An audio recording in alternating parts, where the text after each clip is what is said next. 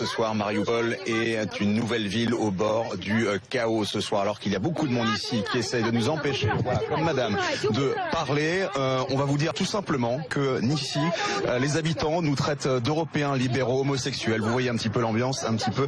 En ce moment, en tout cas, les affrontements ont été absolument terribles cet après-midi pendant près de 2 heures. D'un côté, les séparatistes pro-russes, de l'autre côté, l'armée ukrainienne.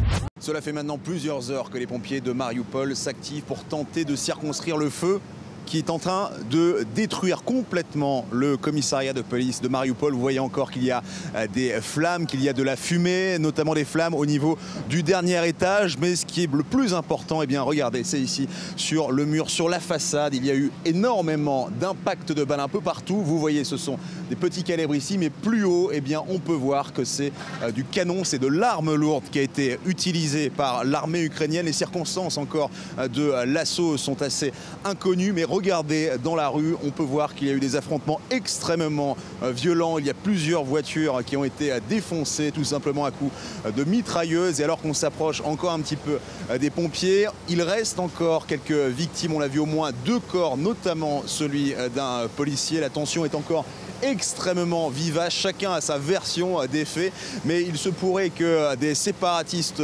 pro-russes aient tenté de s'emparer du commissariat. C'est là qu'il y a eu des blindés de l'armée ukrainienne qui sont arrivés et qui ont fait feu à l'arme lourde. On répète encore une fois que c'est à l'arme lourde parce que ça n'est quasiment jamais arrivé, ce type d'affrontement d'une telle violence depuis le début de la crise ici dans l'est de l'Ukraine. Les gens sont prêts à essayer de trouver le plus de pro-ukrainiens ici. On a vu il y a quelques instants un homme qui avait un bracelet aux couleurs de l'Ukraine se faire tabasser par une dizaine de personnes. Les gens sont extrêmement nerveux ici.